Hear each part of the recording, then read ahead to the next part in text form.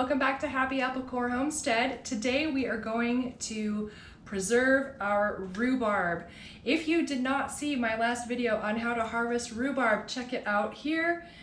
And let's just jump right in. We're going to be canning today, and I will tell you everything you need to do step by step. Of course, the first step is to get yourself some rhubarb. Once you have your rhubarb, you're going to want to trim the leaves off.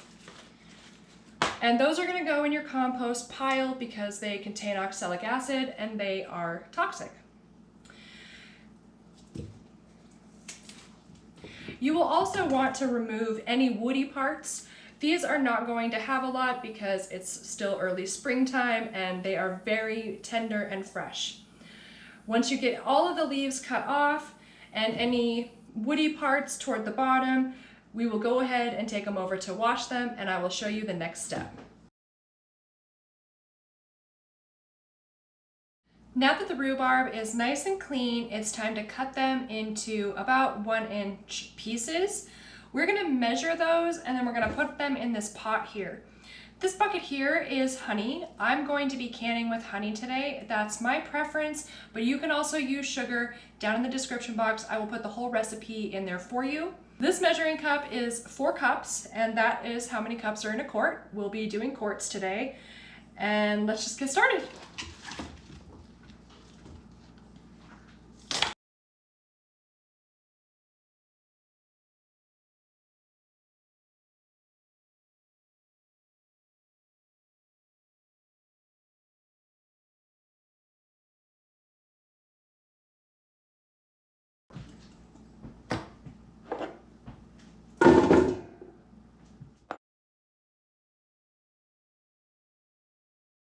Okay, we got all of the rhubarb chopped up and we got 5 quarts, and that means we're going to use 1 1/4 cup of honey, and we're going to add it to this, and then we're going to let it sit for a half an hour, and that will help draw the juices out of the rhubarb.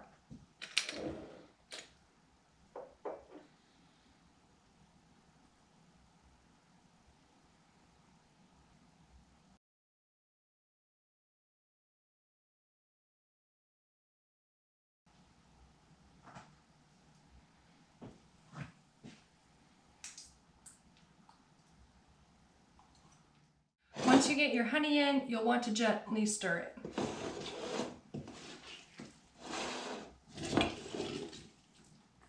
If you're wanting to use sugar instead of honey and you have 5 quarts, use 2.5 cups of sugar. Again, the recipe will be down in the description box for you, whichever way you decide to do it. Now that the rhubarb is coated with the honey, we're going to put a lid on it and let it sit for 30 minutes. I will see you after that. It's been a half an hour, and I took that time to wash my lids and get all my jars ready and everything prepped for the canning process. My canner's over there kind of hiding. So let's hop over to the stove. The next step is to get this mixture boiling, and I will show you too what it looks like now that the fluids have been released from the rhubarb. And here is what it looks like. You can see there's lots of liquid down on the bottom. And we're just going to put this up to a medium-high heat and bring it to a boil. We are boiling now, so we're going to take this off the heat. In front of us here, we have our cooked rhubarb. We have clean jars. We have a bubble popper here.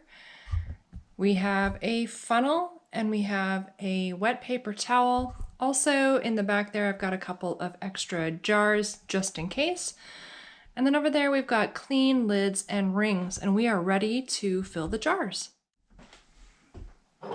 Grab a clean jar and the funnel, and we're going to fill, leaving 1/4 inch of headspace.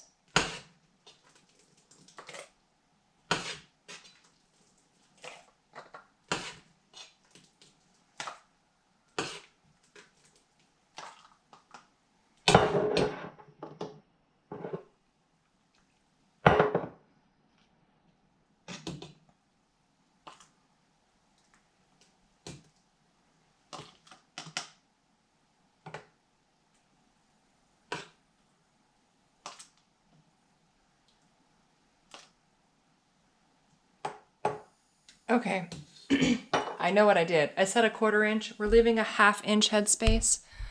Super important. Only 1/2 inch headspace. And this line here is 1 inch. This line here is a 1/2 inch. And of course, in between there is the 1/4 inch. We will only be doing a 1/2 inch. So we are right there. We will then take our bubble popper and go around the edges like this to get out any little extra bubbles.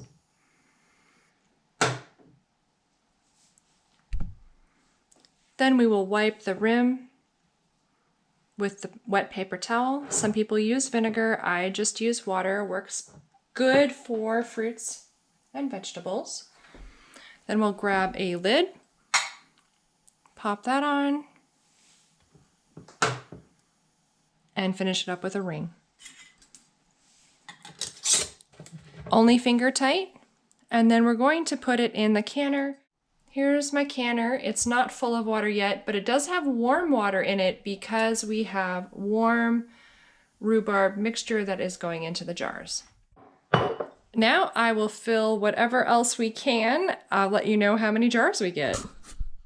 For all of that rhubarb that we processed today, we got 2 quarts and 1 pint. Thankfully, the process time is exactly the same.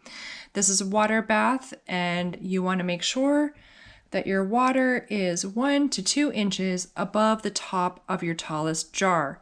Now we're going to turn this heat to a medium high until it comes to a full rolling boil. We are at a full rolling boil, and so we will go ahead and start our timer for 15 minutes. And just a little pro tip for you, go ahead and put that lid on right when you get the heat on. This took me a super long time because I did not put my lid on. Okay, the timer went off, so we will remove the canner from the heat. Turn the burner off. And we will remove the lid and set a timer for 5 minutes. The 5-minute timer has gone off, and we will remove the jars from the canner. I'm using a jar lifter here, which makes it a lot easier. These are super hot.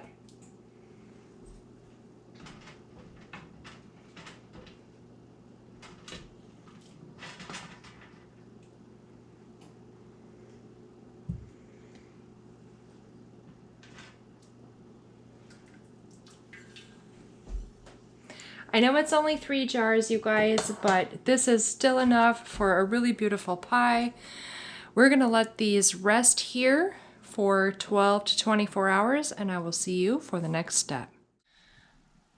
It is the next day. These are all nice and cooled off, and we just have a couple of steps left. We want to remove the rings and make sure that all of the jars have sealed.